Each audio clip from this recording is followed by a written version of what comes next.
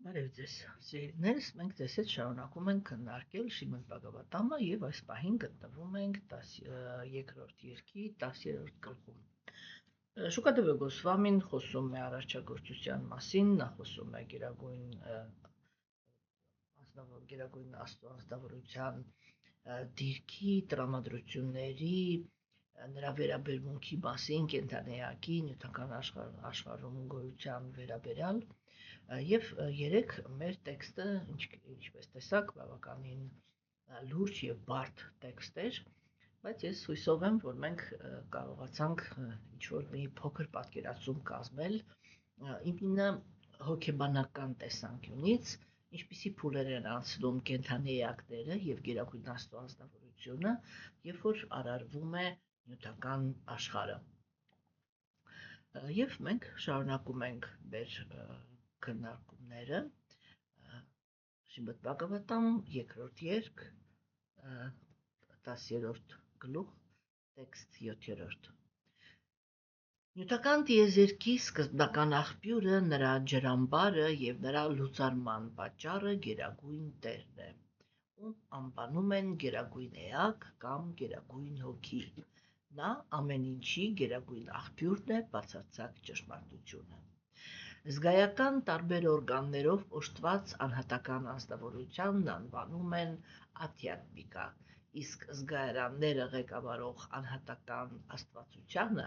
աթիդայվիկա։ Աչքով տեսանելի մարմնավորումը կոչվում է աթիփաուտիկա։ Վերը նշված կենդանի էակների բոլոր երեք կատեգորիաները փոխկապակցված են։ Դրանցից մեկի բացակայությունը մյուսին անընկալելի է դարձնում, բայց գերագույն Տերը տեսնում է նրանցից յուրաքանչյուրին, քանի որ նա կախված չէ որևէ մեկից։ Ուստի նա բոլոր էակների վերջնական ապաստարանն է։ Տիեզերքները միմյանցից բաժանելով Տիրոջ մահավիշն ու հսկայական տիեզերական կերպարանքը,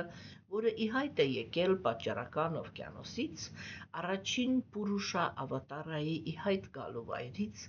մտավ նրանցից յուրաքանչյուրի մեջ, ցանկանալով պառկել իր ստեղծած օվկիանոսի գարբոդակա տրանսցենդենտալ ջրերի վրա։ Ինչպես տեսնում ենք, այստեղ քննարկվում է արդեն ավելի մատչելի, ավելի հասկանալի, ավելի այնպիսի թեմաներ են քննարկվում, որոնք իրականում մեզ արդեն ծանոթ են, հա։ Այսինքն առաջի բանը, որը մենք քննարկվեց, դա հանրահայտ թեմա է, ոչ մի նորություն այստեղ չկա, որ գերագույն Աստծո ազնվորությունը ինքը նյութական տիեզերքի ուրեմն սկզբնական պատճառն է, իր մեջ է տեղավորված այդ տիեզերքը, հա, եւ իր մեջ է գտնվում տիեզերքը անարտահայտ վիճակի բերելու անհրաժեշտությունը։ Եվ ինքը բացարձակ ճշմարտությունն է։ Այսինքն այստեղ գիտեք ինչպես, այստեղ միակ թեման, որը կարելի է քննարկել, որը կարծում եմ, որ օրինակ անտեղյակ մարդկանց համար այս թեման ինքը այդքան էլ արդիական չէ, բայց ես մեկ-մեկ ձեզ հրավիրում եմ այն դաշտ, որ իրականում կան կոնֆլիկտներ, գաղափարական կոնֆլիկտներ կան այն բանի շուրջ, որ անձնավորությունները իրանք ուրեմն կարող հակասությունների մեջ են մտնում, երբ որ խոսքը գնում է նրա մասին, որ կան իմպերսոնալիստներ եւ կան պերսոնալիստներ։ Իմպերսոնալիստները որպես բացարձակ ճշմարտություն ճանաչում են ուրեմն բանին,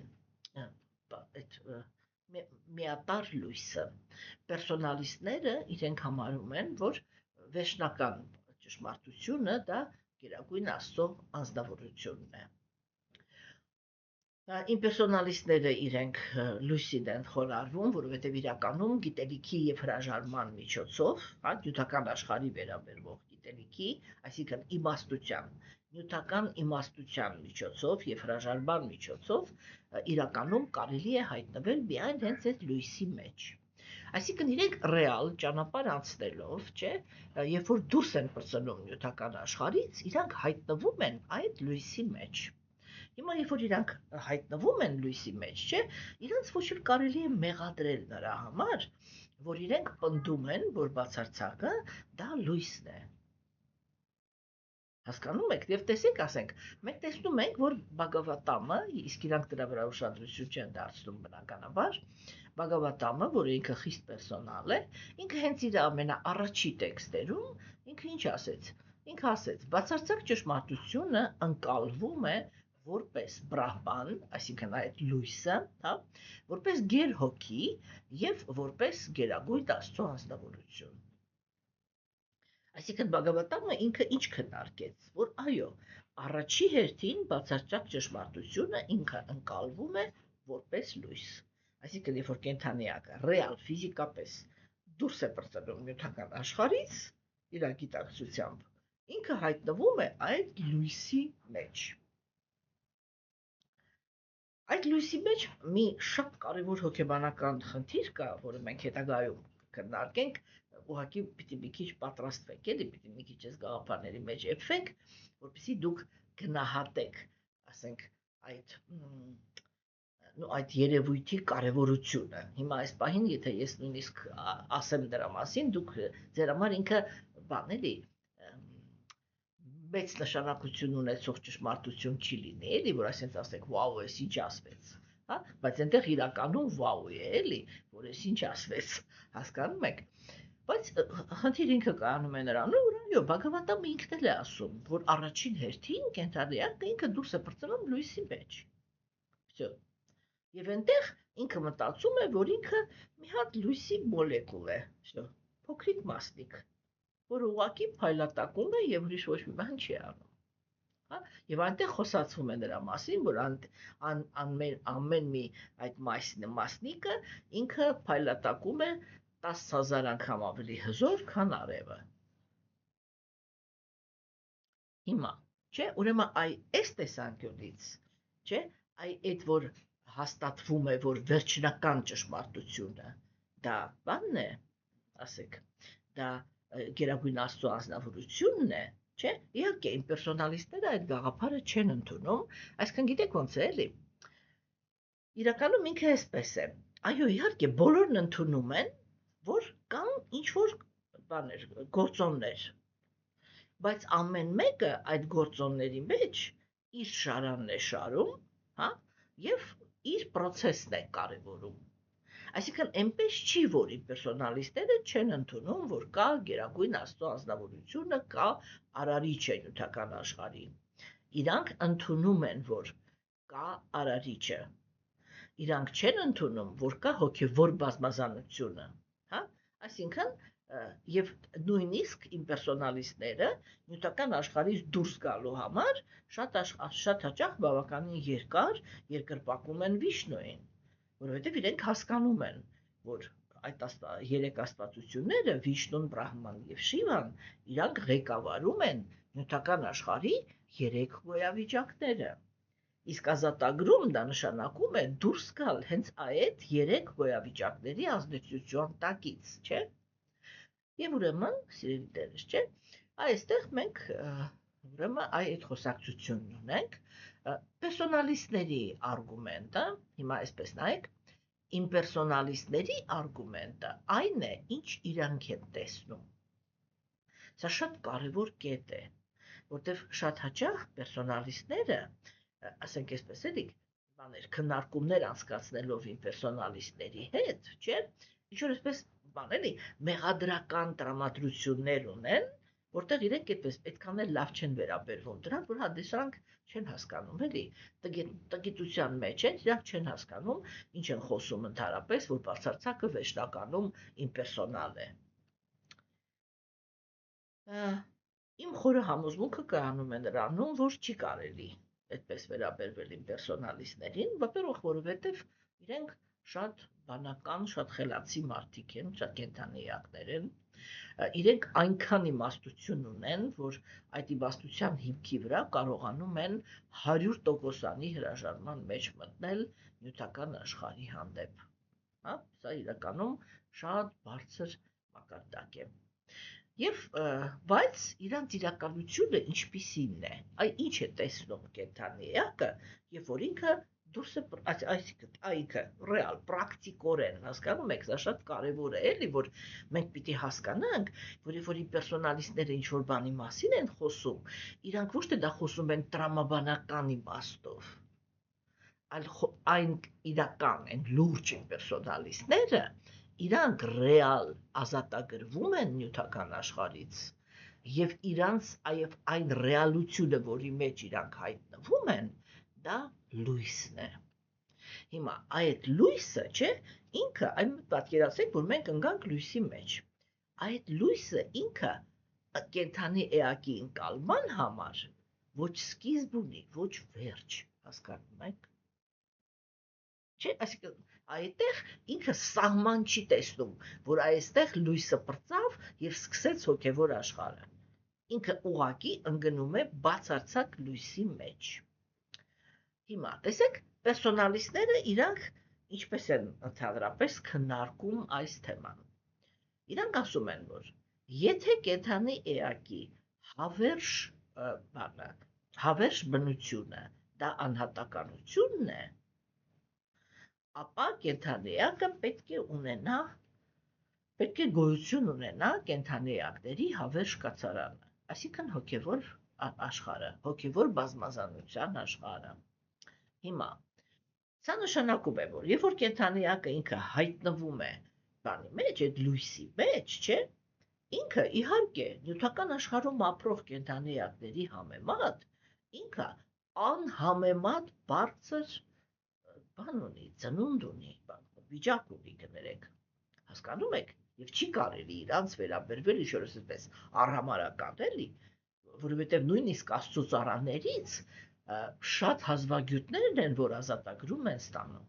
Նյութական աշխարհից ազատագրում ստանալը դա այդքան հեշտ գործ չի, հասկանում եք,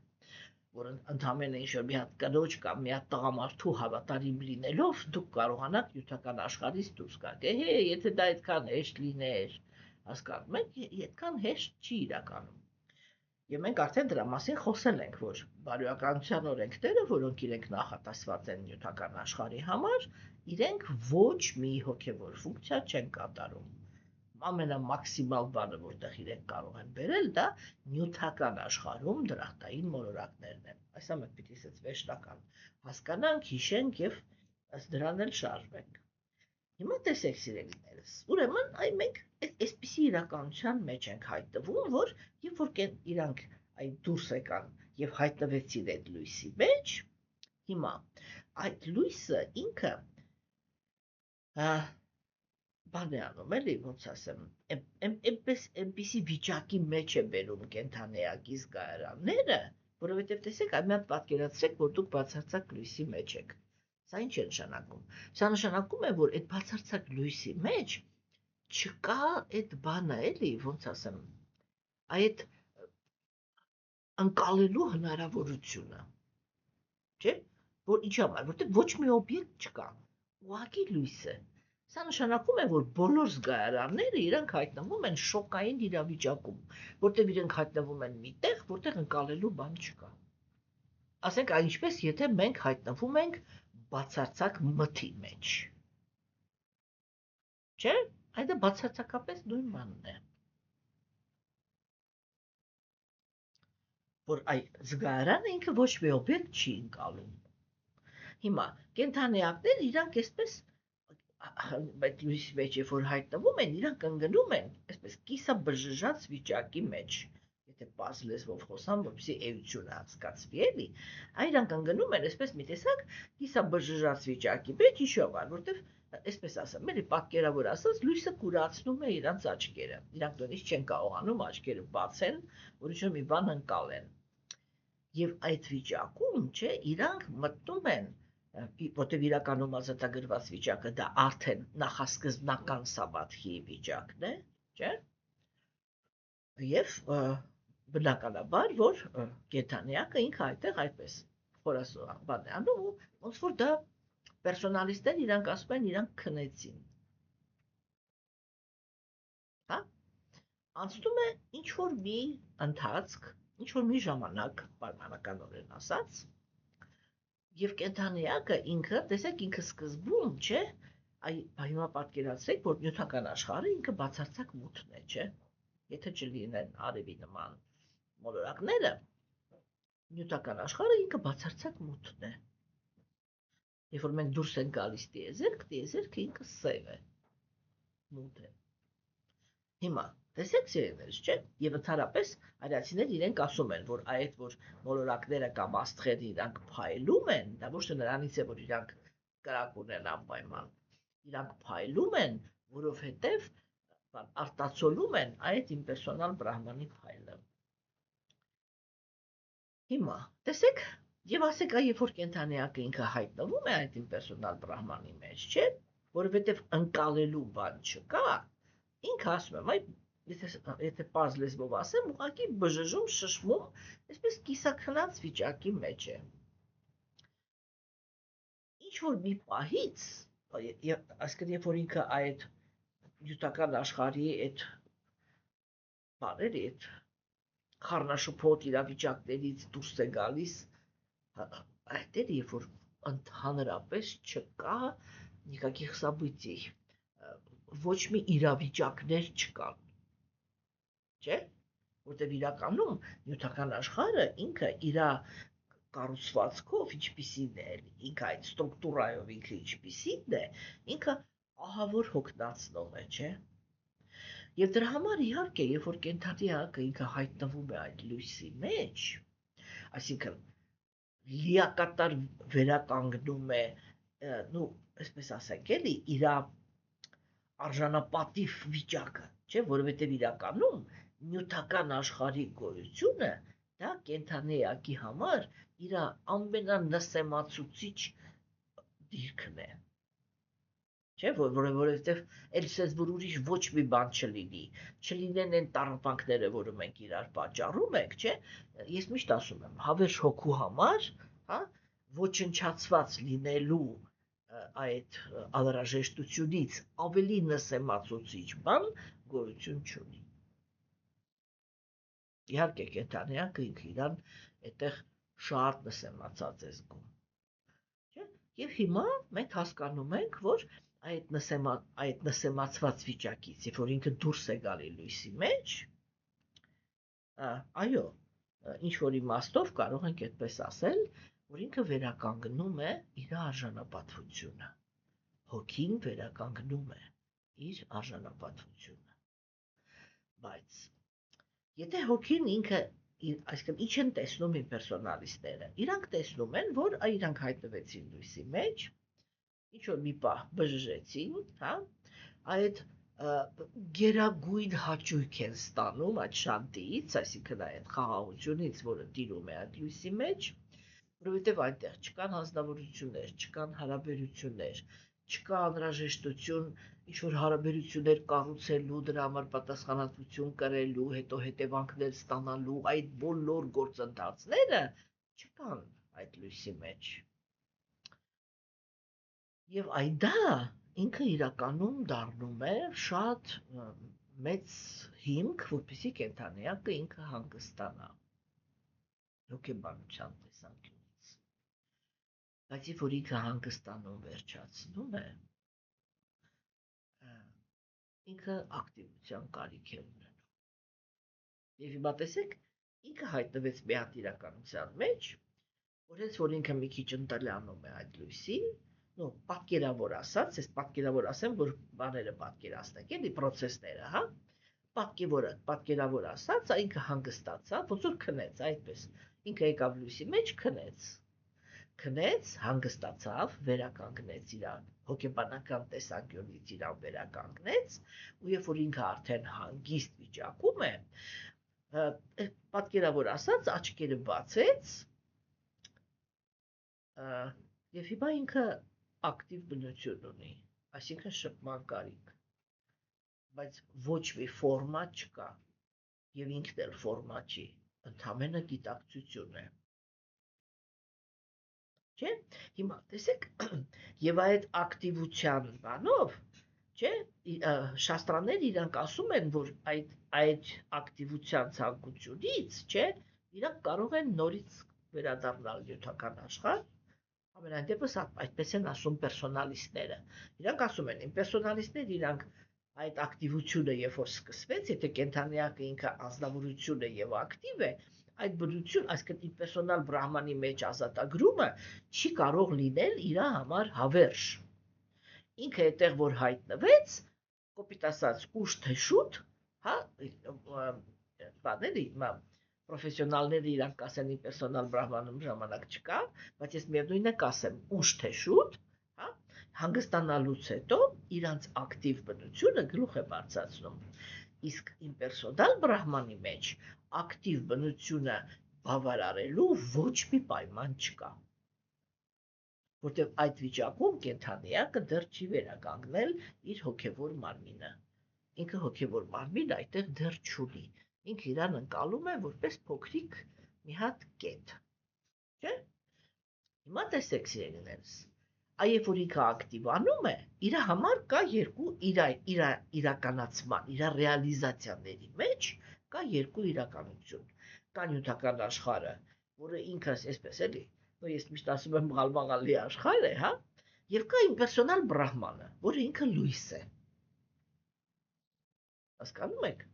Հիմա եւ տեսեք, այստեղ ինչ ենք ստանում, էլի, որ երբ որ ինքը ակտիվացավ, չէ, ինքը տեսնում է, որ այդ իր ակտիվ բնությունը ինքը այստեղ ընդհանրապես չի կարող կիրառի։ Երբ որ իր մտովի հայացքը գցում է դեպի նյութական աշխարհ, որի փորձը ինքը ունի եւ հիշում է, չէ։ Երբ որ ինքը իր հայացքը գցում է նյութական աշխարհի վրա, չէ, ինքը դա է տեսնում, որ այստեղ է դեռ բան չկա անելու։ Միակ բանը, որ կա անելու, դա կարեկցանք դրսևորելն է։ Եվ պերսոնալիստները իրանք հենց այդպես էլ ասում են, որ կենթանիակը ինքը վերադառնում է նյութական աշխարհ, հա, եւ այդ նյութական աշխարհում անցնում է երկու process կարող է լինի։ Կամ ինքը գալիս է նյութական աշխարհ եւ զբաղվում է ալտրուիզմով, հա, այսինքն ինքը կարող է լինել, չգիտեմ, դրախտային մոլորակներում, կարող է լինել միջին մոլորակներում, այստեղ այդտեղ կարևոր չի թե ինքը որտեղ կծնվի, որտեղ որ ինքը ծնվի, հա, ինքը այդտեղ այդ հարուզող է դառնում, այսինքն որ օգնի կենթանիակներին, որ իրանք էլ ազատագրվեն։ Կամ այդպիսի ազնվորություններ կան, որոնք իրանք չեն ուզում, ընդհանրապես չեն ուզում, ոչ նյութական աշխարհում քարոզեն, ոչ էլ հայտնվեն նյութական աշխարհում, բայց իրանք գալիս են, այսինքն իրանց բերում են, եթե ուզում ենք ավելի ճիշտ խոսանք, Գերագույն Աստծո ազնվորությունն է իրանց բերում, բայց այսպես ասենք հələ որ իրանք գալիս են նյութական աշխարհ նորից, որպեսի այնտեղ հանդիպեն պերսոնալիստներին, որ այդ պերսոնալիստները օգնեն իրանց, որ իրանք հաղթահարեն այդ լույսը եւ հայտնվեն հոգևոր աշխարհում։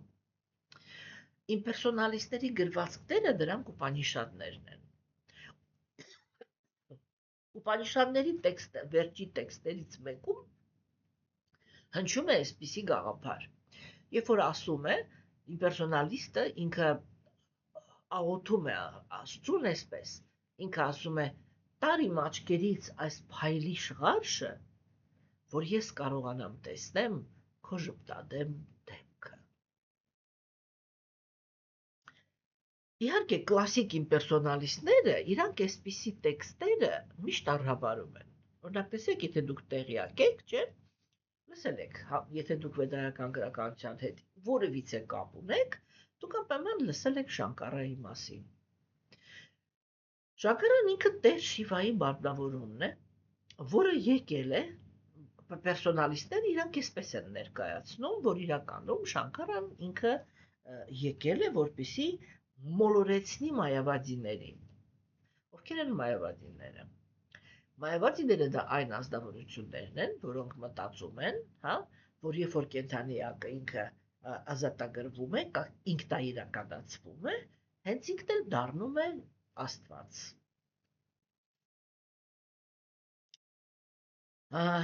Ուրեմն Շանկարան ինքը վեդայական գրականություն է, արել է մեկնություններ է գրել, ինչու համար, որպեսզի այդ ազնվորություններին շեղի, որ իրանք հանգիստ թողնեն վեդաները եւ իրենց այդ նպատակները փորձեն իրականացնել Շանկարայի մեկնաբանությունների հիմքի վրա։ Հիմա Շանկարան ուրեմն շատ մեծ բաներ կոմենտարիաներ ունի շաստրաների վրա եւ վերջում ինքը մի հատ տեքստ է ասել, բաջա գովինդե, խոնարհվեք գովինդային, այսինքն թե Շրի Կրիշնային, հա, բայց այդ տեքստի վրա մայավադիները համառորեն ոչ մի ուշադրություն չեն դարձնում, հասկանում եք, ինչպես եւ այդ Ուպանիշադի վերջի տեքստերի վրա, որտեղ ինքը Ուպանիշադը, գիտեք ոնց էլի, որովհետեւ այդ 4 էտապները իրանք նույն գիծն են, դա նույն ճանապարհն է, հասկանում եք, նույն ճանապարհի տարբեր աստիճաններն են։ Եվ դրա համար մենք պետք է հասկանանք, որ այդտեղ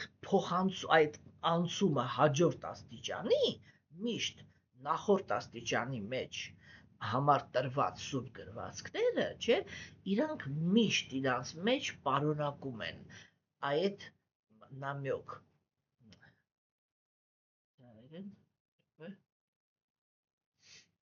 կարևոր բառային այն ստեղծից համար ակտարկ, իրանք միշտ ակնարկում են, հասկանում եք, որ բան է էլի, որ այ հաջորդ քայլը սա է։ Եվ եթե ազնվորությունը ինքը անկեղծ է, ինքը անպայման նկատում է այդ բանը, որ այստեղ հնչեց այն տեքստը,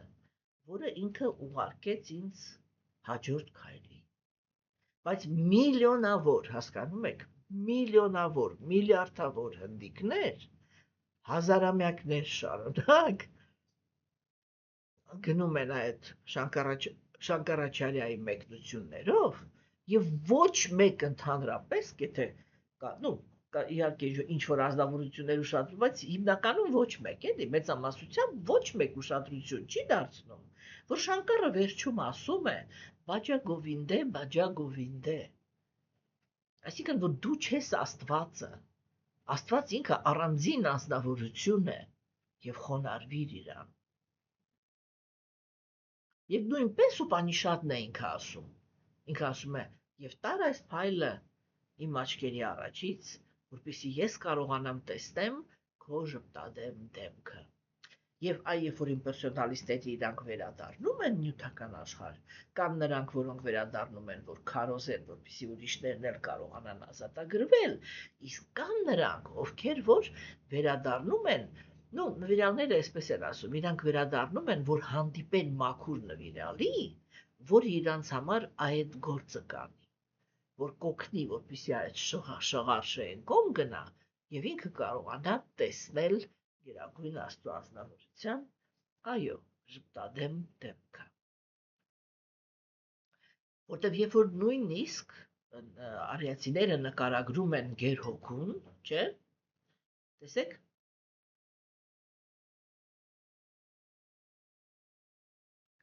ֆունկցիոնալ իմաստով գերհոգին պետք է որ խիստ դեմք ունենա,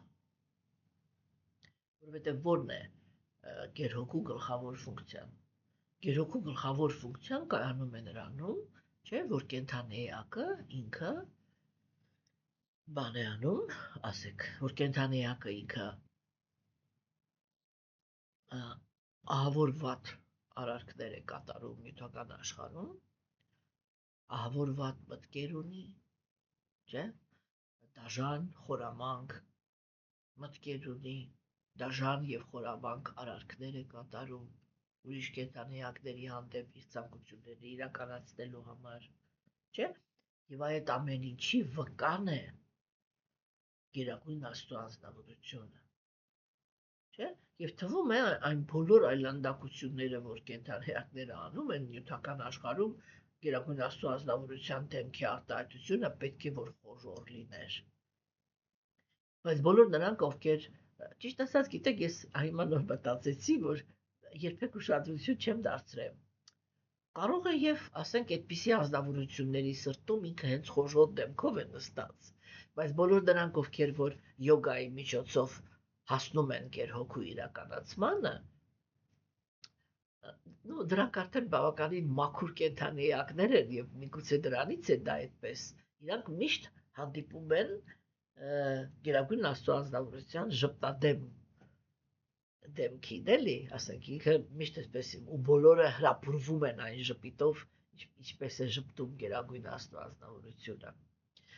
Ես կարծում եմ, որ հենց հիմա մտածեցի, երբեք մտքովս չէր անցել,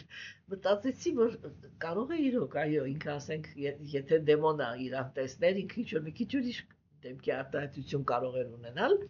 բայց որովհետև իրան հանդիպում են միայն յոգերը, իսկ յոգերը իրանք շատ մաքուր ազնվորություններ են, կլասիկ յոգերը իրանք շատ մաքուր ազնվորություններ են, եւ դրա համար է, որ իրանք միշտ նկարագրում են գերագույն Աստծո ազնվորությունը, որ ինքը այսպես չափազանց գեղեցիկ, ժպտադեմ, բարյացակամ, սիրով լի աչքերով է դիմավորում յոգին, եւ կարող է ինչու ոչ, կարող է եւ խոժոր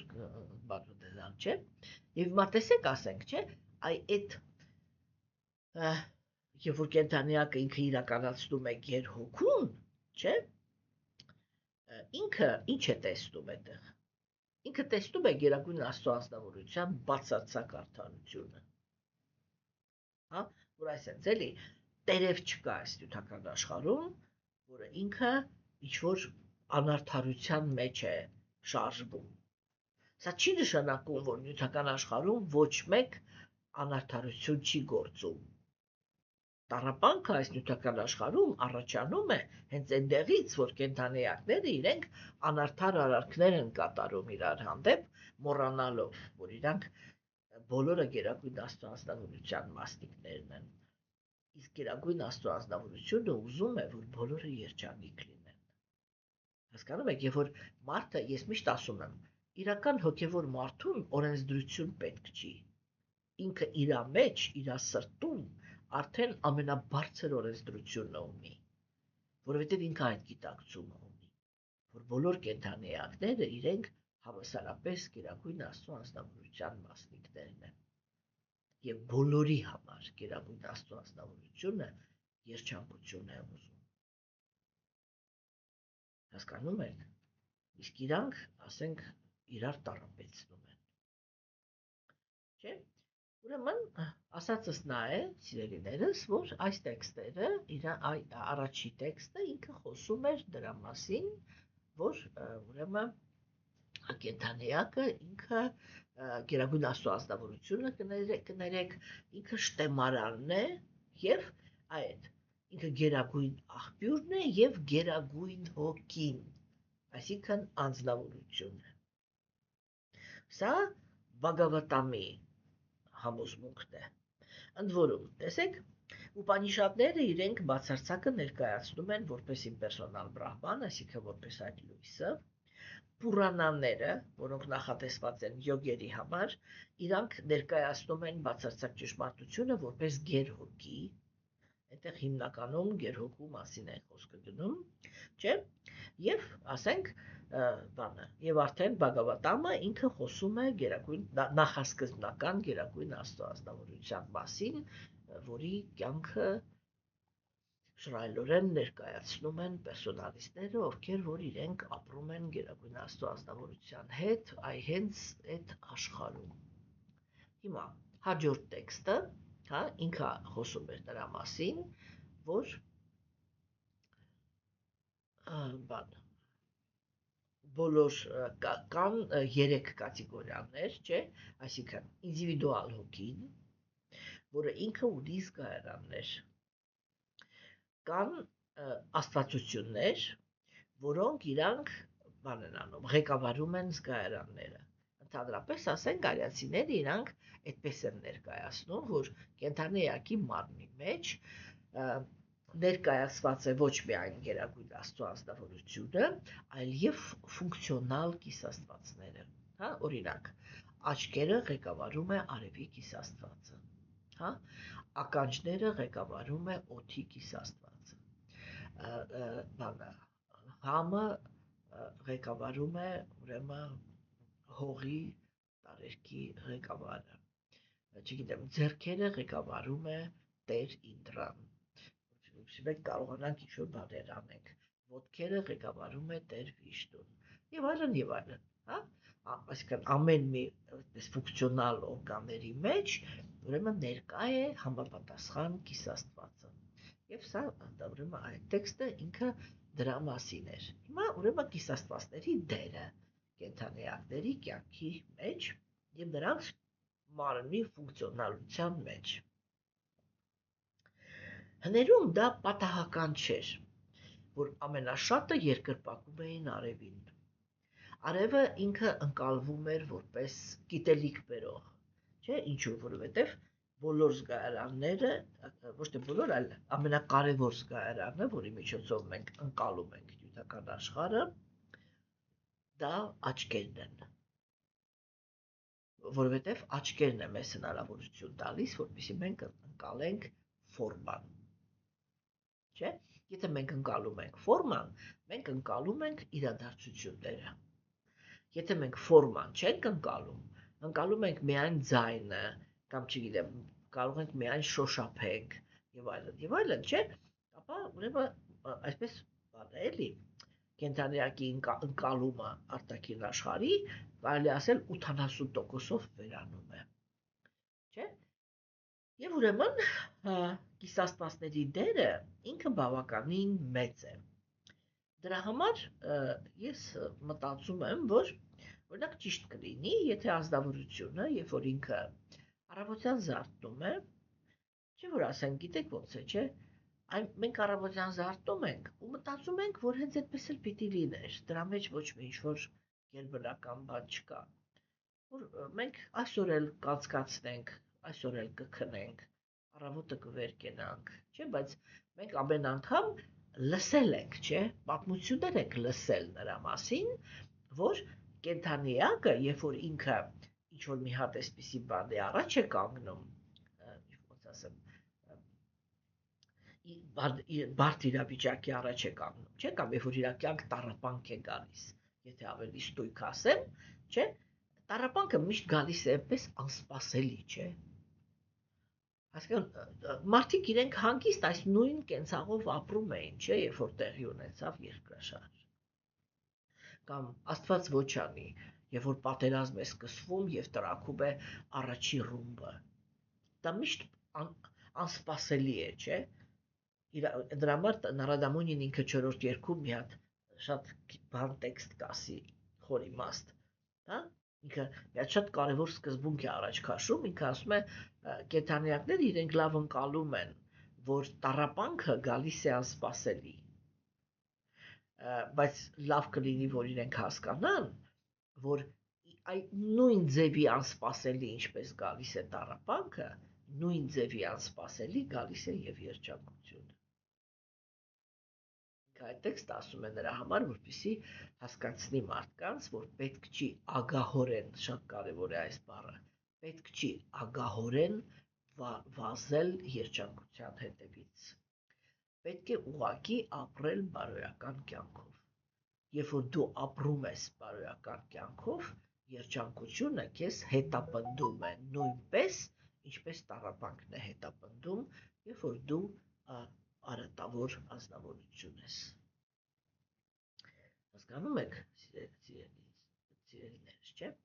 Եվ ուրեմն ես կարծում եմ, որ ճիշտ կլինի հասկանալով, որ իրականում, տեսեք հիմա մենք օրինակ պատկերացրեք, որ արիացիները ճիշտ են, հա, եւ մեր մարմնի մեջ ներկա են կիսաստվածները իրանց գիտակցությամբ ներկա են, որպես ասենք մարմնի տարբեր մասերի ղեկավարներ։ Չէ՞։ Տեսեք, ասենք, ես մտածում եմ, որ հա, ես երբ ուզում եմ ձեռքս շարժում եմ։ Հա, բայց երբ որ արիացիներն են խոսում, իրանք ասում են ոչ։ Այս մենք հիմա պիտի մտնենք մի հատ արիացու հոգեբանության մեջ, չէ՞։ Երբ որ իրանք դա ասում են, որ կիսաստվածները ղեկավարում են մեր մարմինը։ Ապրախ իրանք երբեք չեն խոսում մի բանի մասին, որը չեն տեսել։ Դա նշանակում է, որ երբ որ կենդանիակները ինքնաիրականացվում էին արիացիները, իրանք տեսնում էին կիսաստվածների ներկայությունը իրաց մարմնի մեջ։ Մենք չենք տեսնում, բայց եթե հայրացիները իրանք ճիշտ են, կարելի է մի փոքրիկ բան անել, հասկանում եք, որը մեզանից ընդհանրապես ոչ մի բան չի խլում, բայց շատ կարևոր կապ է ստեղծում։ Որ ասենք ամեն առավոտ, երբ որ մենք վեր ենք կենում, շնորհակալություն ասել Գերագույն Աստծո անձնավորության։ Այս զարթնեցի, հենց որ զարթնեցի, մերսի Աստված ջան, որ այսօր էլ զարթնեցի, որ այսօր էլ լույսն եմ տեսնելու, որ այսօր էլ եմ օր ապրելու, հա? Եվ նույնպես շնորհակալ լինել կիսաստվածների։ Շնորհակալ եմ ձեզ կիսաստվածներ, որ այսօր էլ իմ մարմինը կարող եմ օգտագործել լիարժեքորեն, հա, ինչ որ գործեր անեմ, ինչ որ տեղեր գնամ, կարող եմ խոսամ, կարող եմ տեսնեմ, լսեմ, ուղղակի շնորհակալ եմ դրա համար։ Փորձեք արեք եւ կզգաք, թե ինչպիսի փոփոխություններ տեղի կունենան ձեր ինքնազգացողության մեջ։ Հիմա ծերիներս, ուրեմն իսկ հաջորդ տեքստը, 9-րդ տեքստը, ինքը խոսեց նրա մասին, որ Գերագույն Աստծո անձնավորությունը, չէ, ինքը ման է։ Ինքը տեսնում է բոլոր կենդանի էակներին եւ դրա համար է, որ ինքը համարվում է բոլոր եւ ինքը բոլորից անկախ է եւ դրա համար է, որ ինքը համարվում է բոլոր կենդանի էակների ապաստարանը, վերջնական ապաստարան։ Ապաստարանի թեման նյութական աշխարհում ապրողների համար շատ կարևոր թեմա է։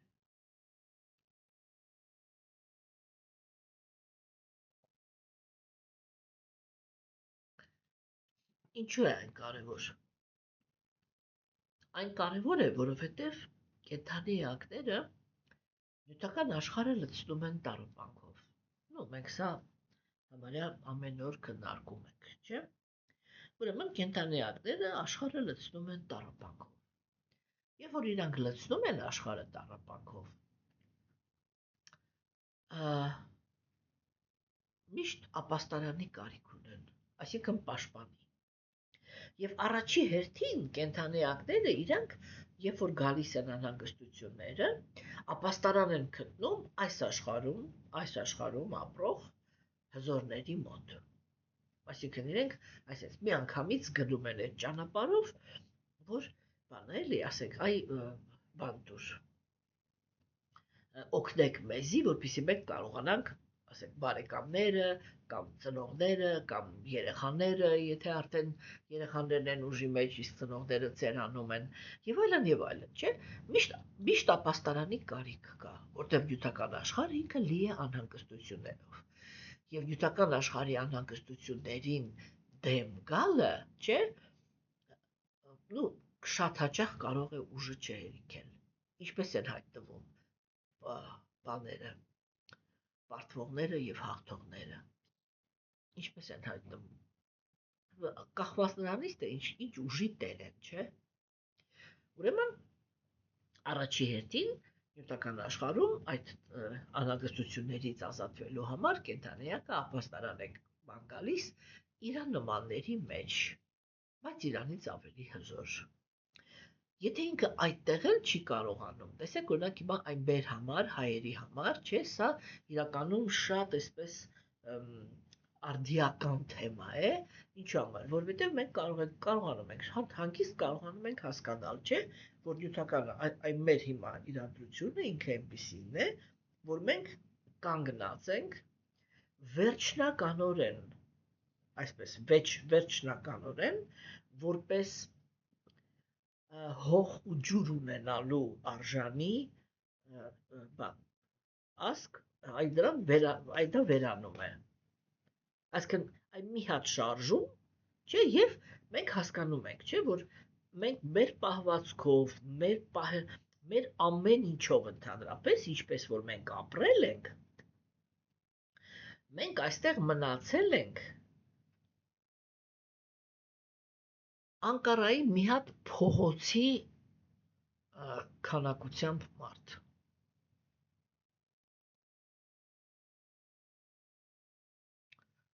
Շատ ցավալի իրականություն է իրականում։ Չեմ ուզում հիմա այդտեղ մտնենք, որ դա քննարկենք, բայց ինչ եմ ուզում ասեմ, չէ՞, որ տեսեք, որ այս պահին մենք բոլորս գիտակցում ենք, չէ՞, որ մենք ռեսուրս չունենք դիմակայելու ՆԱՏՕ-ի երկրորդ զինվածության տեսանկյունից երկրորդ երկրի հետ։ Իհարկե ռեսուրս չունենք։ Չէ, եւ տեսեք, եւ հույսներս հիմա մենք ում վրա ենք դնում։ Այսինքն կան մի քանի գերպետություններ, որոնք ինչ որ շահեր ունեն այս ռեգիոնում։ Դրանք են Ռուսաստանը, Միացյալ Նահանգները, Չինաստանը եւ Եվրոմիությունը։ Եվ բնականաբար Թուրքերը։ Հիմա Թուրքերը մեր համար վերջնական ոչնչացման ուգրոզա են, չէ՞։ Բայց այն մնացածը իրանք այստեղ ինչ-որ շահեր ունեն։ Եվ տեսեք, մենք հիմա ինչով ենք զբաղված։ Մենք զբաղված ենք դրանով, չէ՞, որ գտնենք իրանցից, այդ չսխալվենք, ճիշտ ընտրենք նրան, ում մոտ ապաստարան կգտնենք, որպեսզի այս մի փոքր հողակտորը կարողանանք մեր համար պահպանել։ Հա, հիմա ես հարցնում եմ. հաճելի է նյութական աշխարհում աստվածամերժության դարաշրջանի հոգեբանություն ունեցող քաղաքական գործիչներից կախված լինել։ Շատ տհաճ բան է, չէ՞,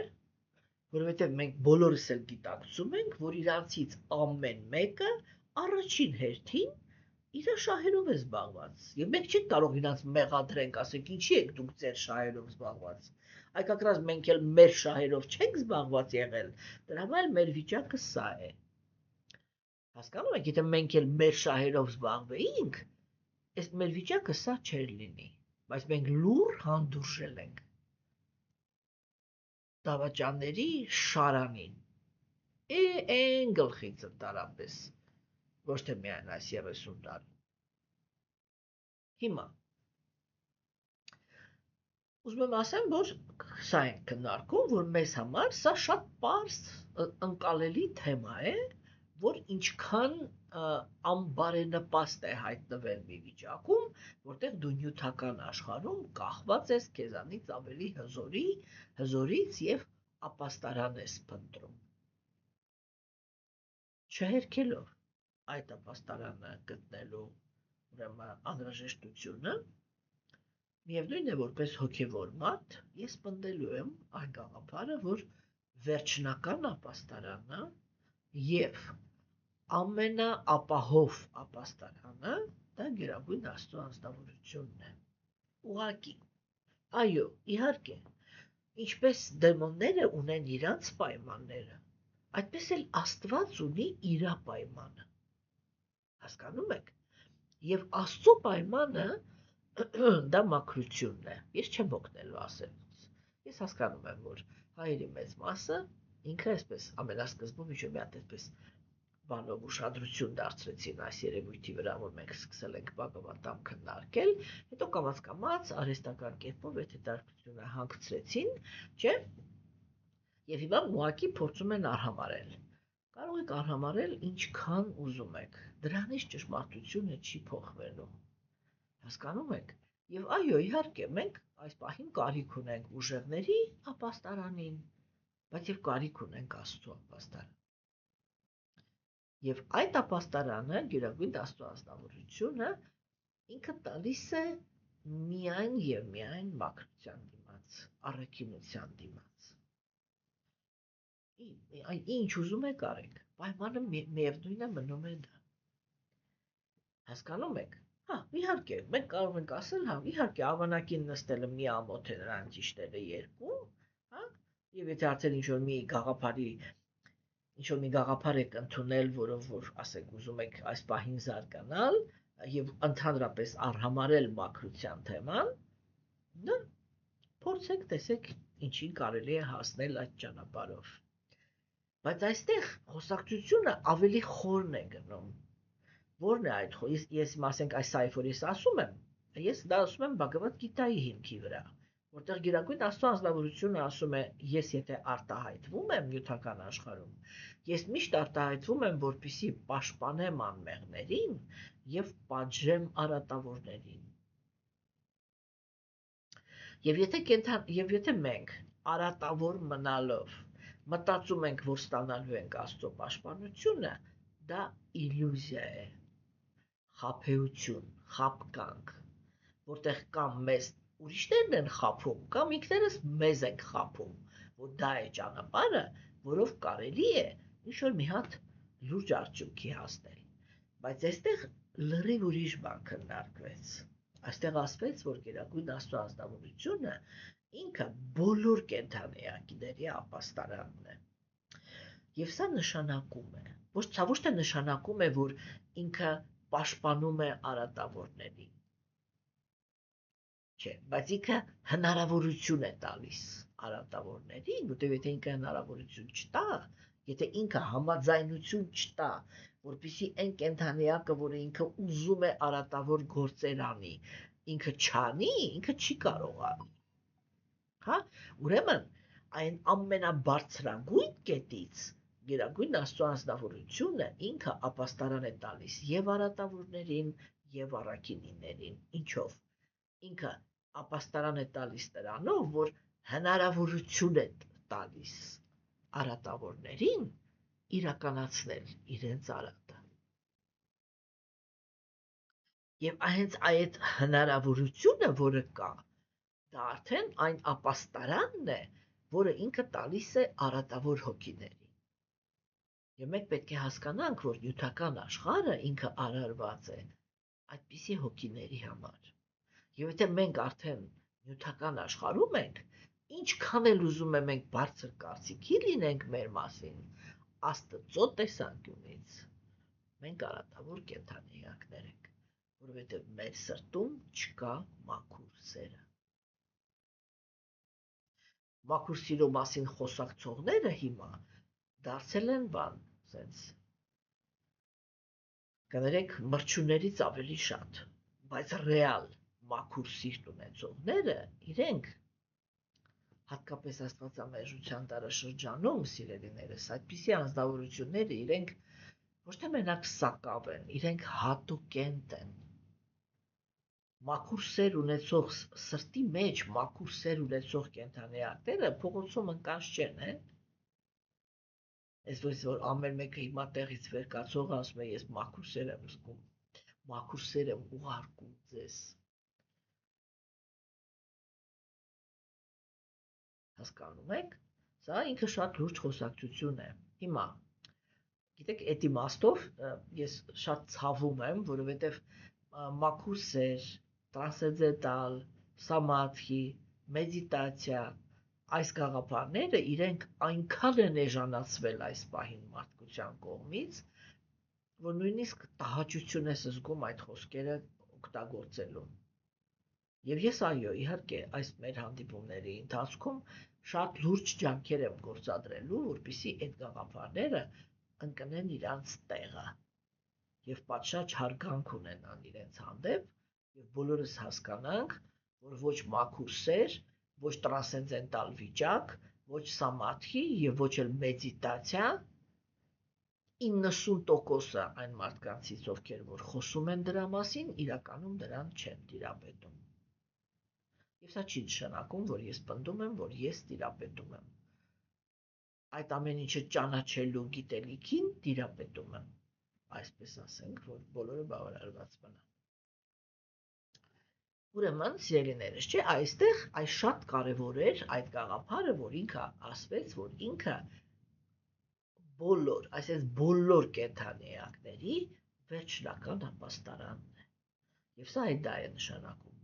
որ ինքը եւ դրանց, ովքեր որ մաքուր սիրո մեջ են, եւ դրանց, ովքեր կրքերի մեջ են,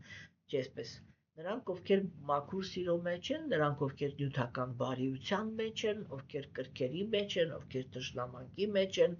իրանք բոլորը, այ որ կարողանում են որպես այդպիսին գոյություն ունենան, դա է նշանակում, որ Գերագույն Աստծո ազնվորությունը տվել է իրանց այդ ապաստարանը, որպեսզի ամեն մի կենդանիակ իրավունք ունենա իրականացնի այն, ինչ ինքը ուզում է։ Հա։ Եվ Հաջորդ 10-րդ տեքստը, որը մենք այսօր ձեզ հետ կարդացինք,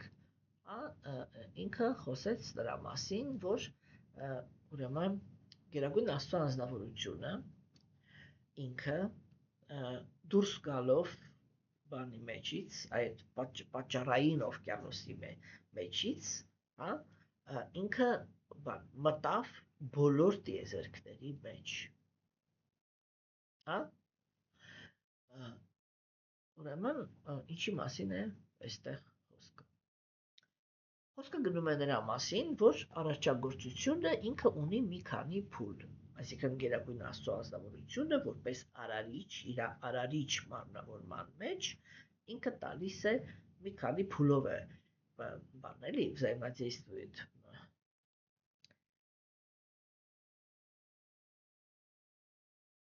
մի քանի փուլով է, էլի, որ ինքը ներգրավում է նյութական աշխարհի մեջ, չէ՞։ Առաջինը դա այն համաձայնությունն է, որ ինքը տալիս է, եւ այդ իր համաձայնությունը արտահայտվում է նրանում, որ առաջանում է նյութական տարածքը, само пространство, այդ նյութական աշխարհի տարածքը։ Հաջորդ քայլով ինքը արարում է այդ տիեզերքները այդ տարածքի մեջ։ Ուրեմն արիացիների առաջի գաղափարը տիեզերքը ինքը մի հատ չի, իրանք շատ են տիեզերքները, չէ՞։ Այդ տիեզերքները արարելուց հետո ինքը մտնում է ամեն մի տիեզերքի մեջ որպես վիշտու, այսինքն այդտեղ որպես ղեկավար, այսպես, հա։ Եվ դրանից հետո արդեն իր վերջին մարմնավորումը, որ ինքը տալիս է նյութական աշխարհում, իմինարարիչը, դա գերհոգին է։ Այսինքն որտեղ ինքը այդ իսկ ով է գերհոգին։ Գերհոգին նյութական մարմին շունչ տվողն է։ Այդ որ մենք կարողանում ենք կամ ցանկացած կենդանի էակ, լինի դա բույս, միկրոբ, չգիտեմ, կենդանական աշխարհ, մարդ, կիսաստված, բոլոր նյութական աշխարհում ապրող բոլոր կենդանիակների մեջ կյանքի ուժ է շնչում Գերագույն Աստծո անձնավորությունը։ Հասկանում եք, իր գերհոգու տեսքով։ Այսինքն մի փուլով ինքը ներկայանում է որպես ամբողջ տարածքը արարող, մյուս փուլով ներկայանում է որպես տիեզերքների արարողը եւ վերջնական փուլով ինքը ներկայանում է որպես գերհոգի,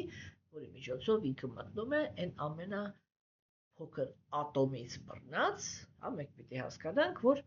գրավիտացիոն ուժը դա Գերագույն Աստծո ազնվորության էներգիան է։ Այն ուժը, որը ստիպում է, որ ամեն ինչը պտտվի, չէ, որ ասենք ամեն ինչը ինքը կազմավորվում է, ֆորմաներ են կազմավորվում միայն այդ ուժի հաշվին, չէ, որ ասենք յադրո միջուկի շուրջ պտտվում են մասնիկներ։ Հետո այդ մասնիկները միանում են իրար, այսինքն իրար մեջ էլ ձգողականության ուժ կա, այդ ձգողականության ուժը։ Այդ դա Գերագույն Աստծո ազնվորության կամքն է։ Ու իմինը իրար գերհոգու, այդ որ ինքը ամեն ինչի մեջ, հասկանում եք, ասենք տեսեք, այն երկուսը, չէ, այդ երկու արարիչները, որ ասենք пространство, կոնկրետ տիեզերք, չէ, իրանք արտաքինի վրա կենտրոնացած են, հասկանում եք, իսկ գերհոգին դա Գերագույն Աստծո անձնավորության այն մարմնավորումն է, որով ինքը մտած է մեր մեջ։ Ինչու համար է ինքը դա անում, որպեսզի ոչ մի սխալ տեղի չունենա, թե նյութական աշխարհը ինքը ինչ կառուցվածք պիտի ունենա, թե կենդանիակներ իրանք ինչ մարմիններ պիտի ունենան եւ ինչ ճակատագրեր։ Այդ խնդիրը 100%-անի արդար լուծելու համար Գերագույն Աստծո անձնավորությունը տալիս է իր գերհոգու մարմնավորումը։ Եվ գերհոգին, որպես Գերագույն Աստծո անձնավորություն, ինքը առաջին հերթին գիտակցվում է հենց գերհոգին։ Որի մասին մենք դեռ բավականին հաճախ եւ բավականին լուրջ խոսակցություններ ենք ունենալ։ Իսկ այսօր այսքանը, սիրելիներս, մինչև վաղը։